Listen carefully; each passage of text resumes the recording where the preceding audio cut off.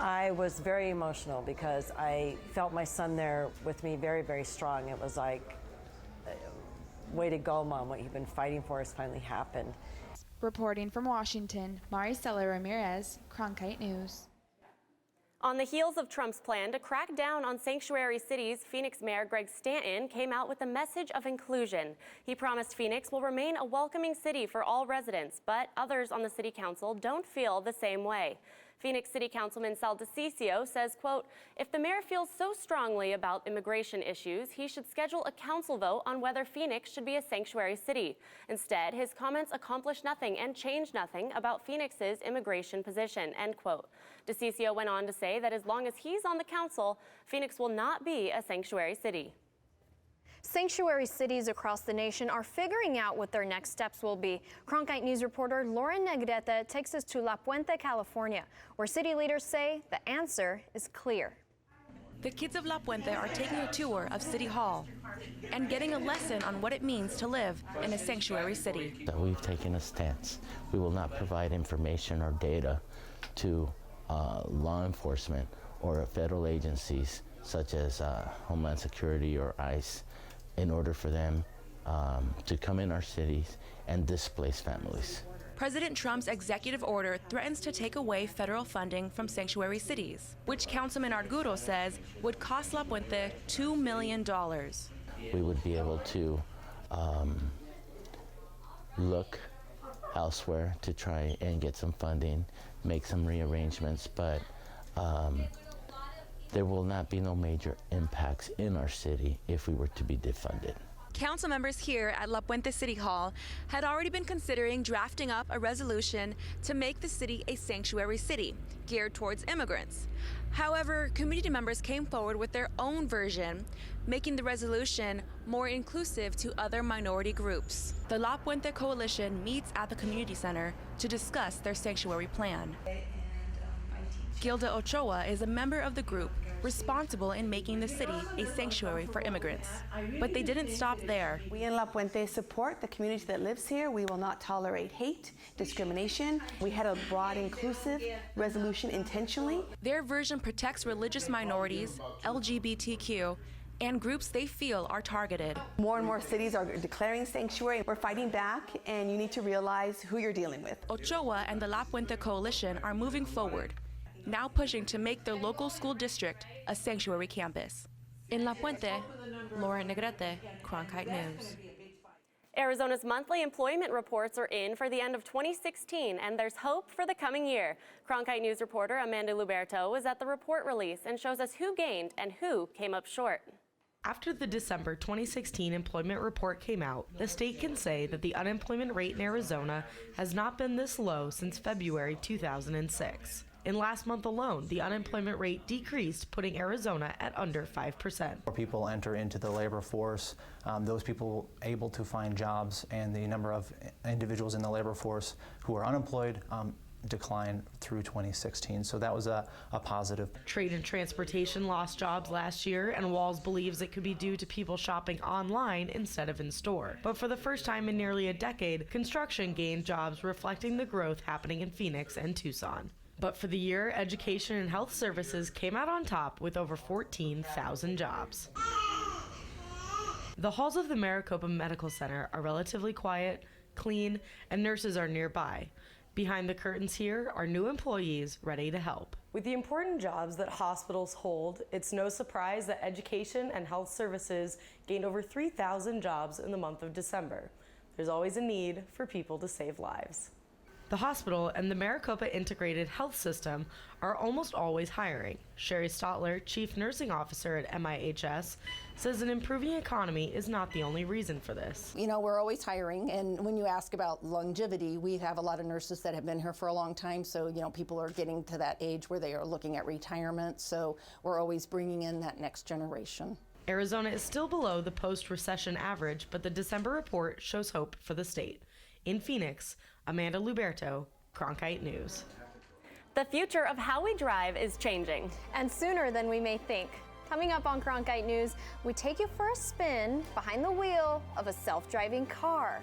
And how one Phoenix family is trying to change the law to honor their late son.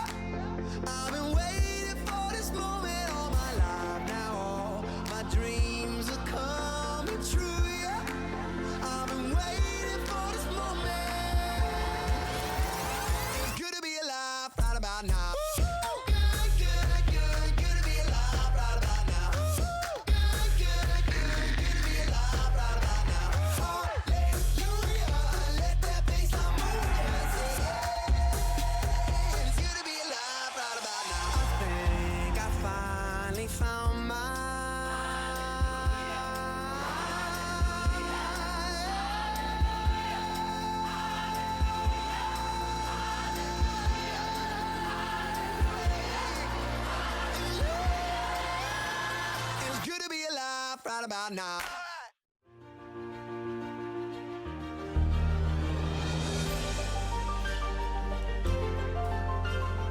Officially from 36, and he hooks it in. Arizona State wins. Keeping one deep, and it is caught. Jalen Strong. Do you believe it?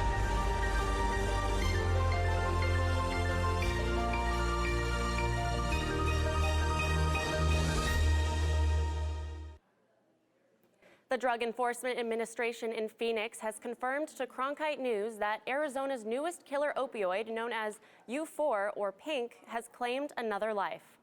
We've seen 4 now overdose deaths, overdose fatalities as a result of people trying to experiment with drugs, this drug specifically, as they continue their opiate addiction here in Maricopa County. The DEA has confirmed all 4 victims of the drug were men. Their ages range from 25 to 55 years old. Investigators say the drugs were created overseas and likely ordered online. Senate Bill 1080, which would ban texting while driving for 16 to 18-year-olds, is heading to the full Senate. The bill says that drivers between those ages would not be allowed to text behind the wheel within 6 months of having their license. Senator Steve Farley says although this is a little step forward, the bill should be misinterpreted. I believe it's really important that we not simply send the message that if you're experienced enough, as long as you've been driving for 6 months, it's okay to do whatever you want while you're driving. That's a bad message. Farley says he's expecting the bill to be heard in the Senate sometime early next week.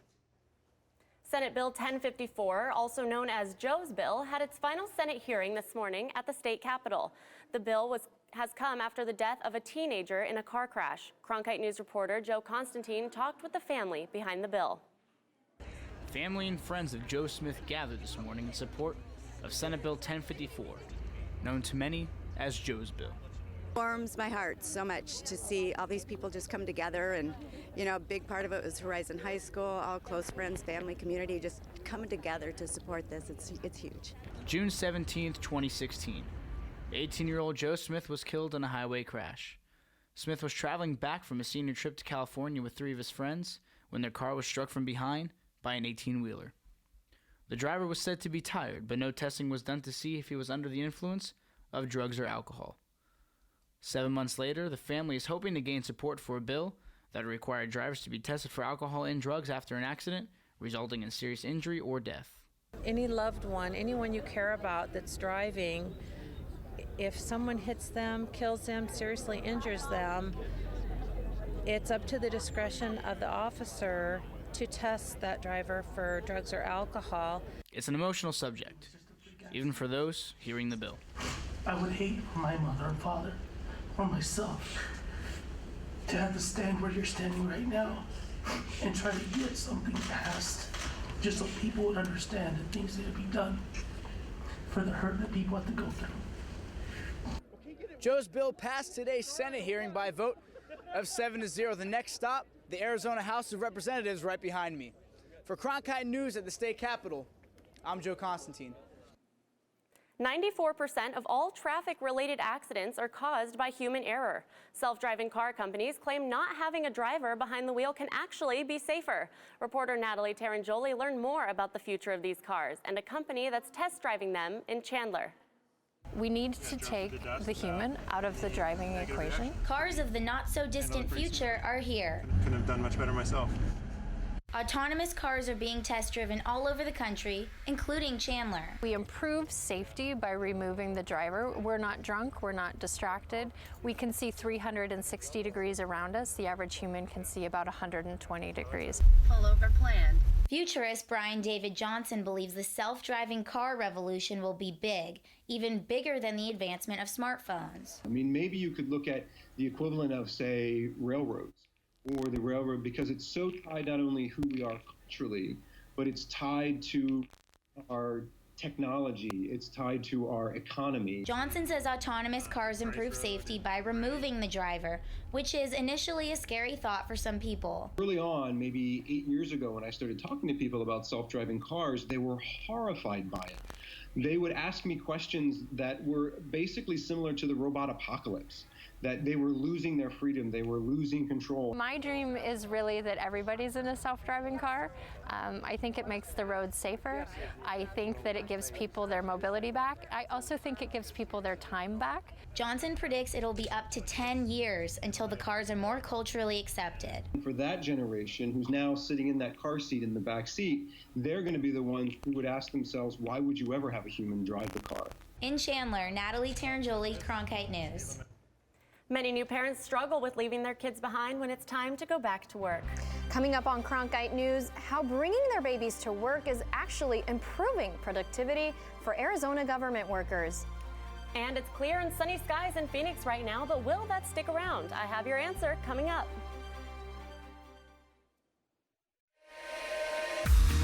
Heaven knows you're a dreamer.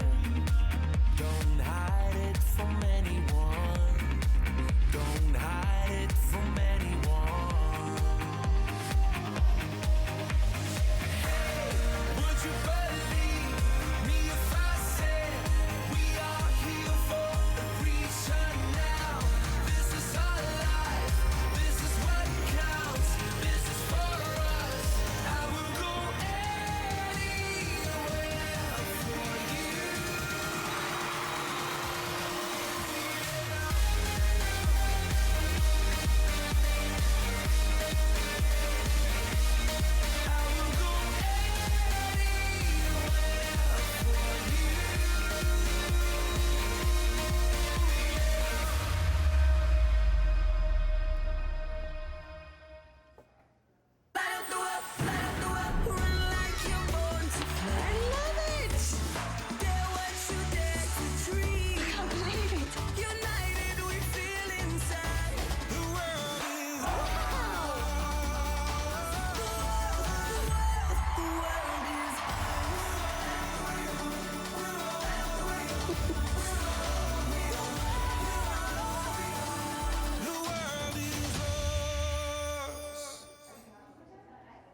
This week marks School Choice Week, highlighting the different education options available to families nationwide.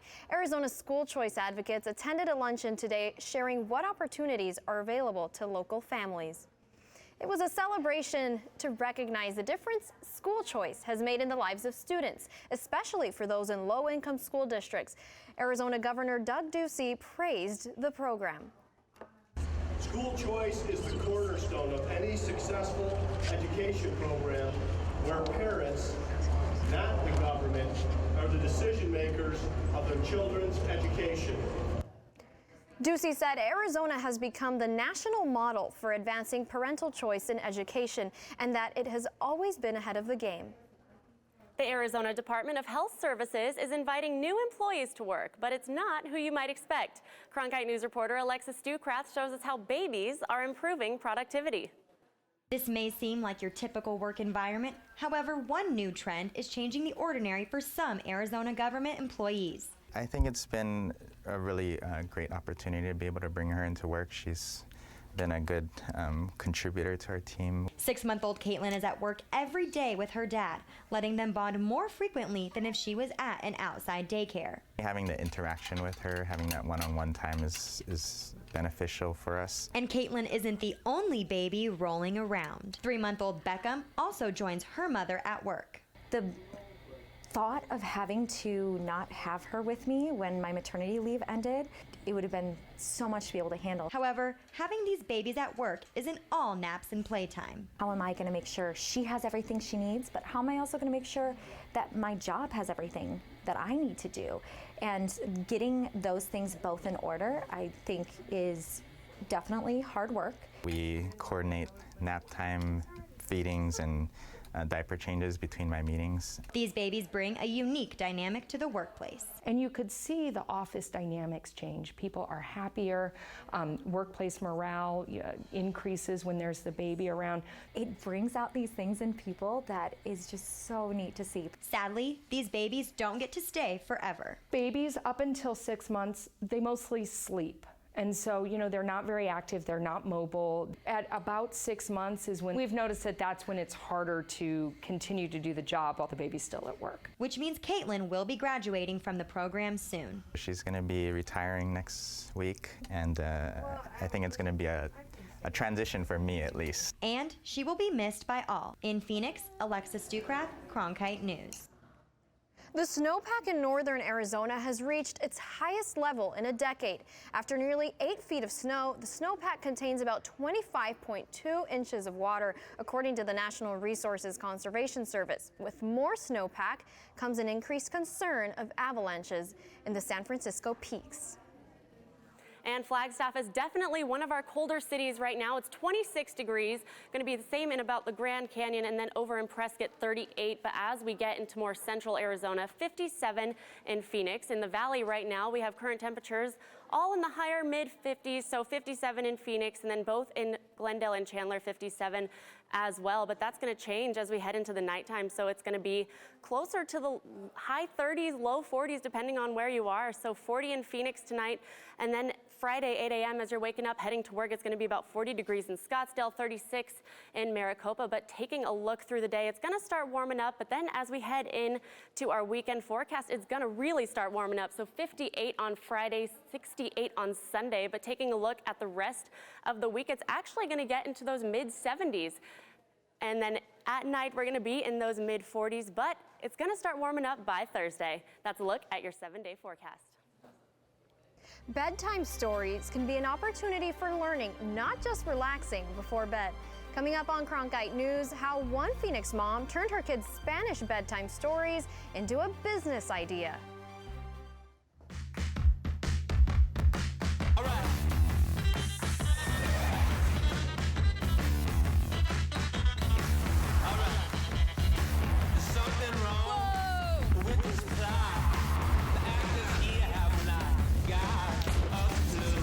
Fascinating. Sometimes I wish I wasn't so beloved.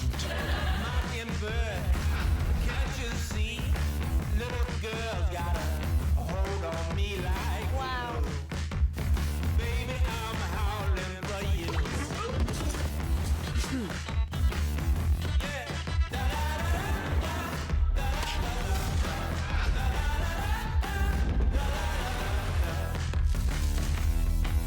It's literally one for the history books.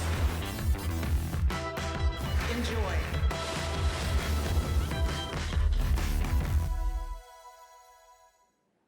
Many parents put their children to sleep by reading bedtime stories, and some even choose stories in another language. Cronkite News reporter Kaylee Nassif tells us about a Phoenix mom who started a business supplying children's books available in Spanish. Vanessa Nielsen is an avid reader. When she found out she was having her first child, she knew she would want to read to her baby. And we knew that we wanted our kids to be bilingual, so the first thing I did as a big reader was look for books in Spanish. So she started her search, both online and at her local library. So the Spanish language collection is actually very robust. We have a collection at every single location. But Nielsen wanted more books that were originally written in Spanish or that had better translations. I thought it would be awesome if somebody could just hand me a bunch of books so that I didn't have to spend my time reading a lot of Amazon reviews. And there wasn't anything like that, so I decided to be that person for other people and create a service. That service is Soul Book Box, a subscription box that ships Spanish language books for children 7 and younger. In every Soul Book Box, Vanessa handpicks the items that she puts inside. Every box includes a multitude of toys, and most importantly, the book. Close to 30% of children and teens in Arizona speak a language other than English at home, according to the Center for Immigration Studies. But being able to read in a language is not the same as speaking it. Reading is not just the spoken language transcribed. The language of a written text is significantly different in many ways. Soul Book Box sent out their first orders just this month, but she is hopeful for the future. It's hard to say where it'll go, but I'm really optimistic based on the response that we've seen so far. And the response from our customers has been muy bueno. In Phoenix, Kaylee Nassif, Cronkite News. Nielsen started Soul Book Box after she won a Univision Arizona competition for Hispanic entrepreneurs last November. Cronkite News is proud to be the news division of Arizona PBS. Here's what's coming up on Arizona Horizon and PBS NewsHour.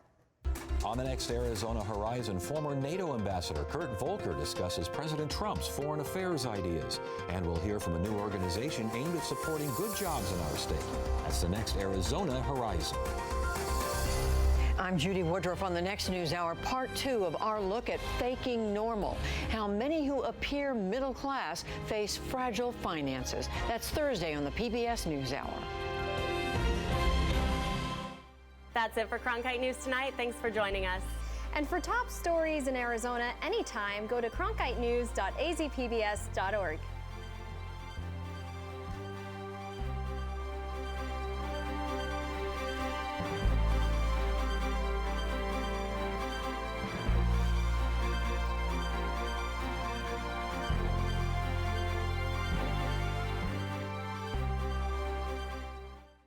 Support for Arizona PBS comes from viewers like you and from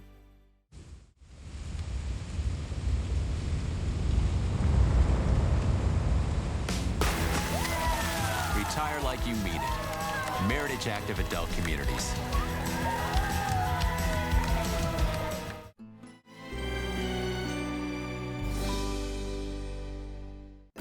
Next time on The Coroner. Male or female? Male, I think. Dead bodies have been washing up onto the beach. Well, that's like 2 in as many weeks. 3. Jane suspects careless undertakers. It's botched sea burials. But Davey thinks one body belongs to a missing person. He went sailing 10 days ago and he hasn't come back. So the investigation becomes a competition. Right, well, you follow your gut, I'll follow mine, but I'm telling you, I'm right. The Coroner. Tonight at 8 on Arizona PBS. Explore new ideas and new worlds here on Arizona PBS, a community service of Arizona State University.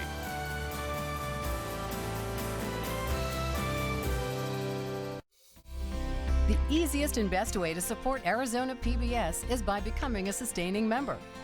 Your monthly contribution of $5 or more comes directly from your bank account or credit card, so you know your membership is always current. It also means no more renewal notices in your mailbox. So more of your dollars go to the programs you love. It's convenient for you, greener for us, and better for the planet. Become a sustaining member today. Coming up next on Arizona PBS, Life and World.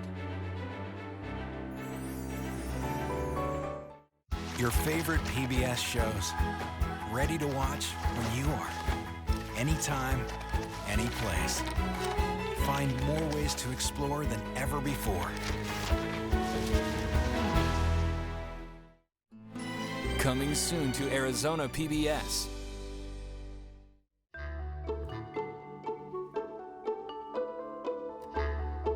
You get a jolt from the audience when they laugh at you. She just got it so quickly. She reaches right out through the television set and says, I got you. I think Mary Tyler Moore has probably had more influence on my career than any other single person or force. Friday night at 9 on Arizona PBS.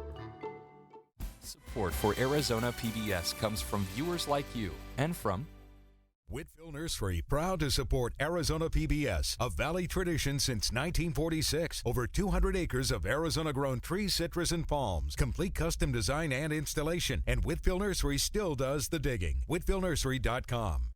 Ironwood CRC, a member of the Association of Community Cancer Centers and the American Society of Clinical Oncology. Patients have access to clinical trials and conventional therapies administered in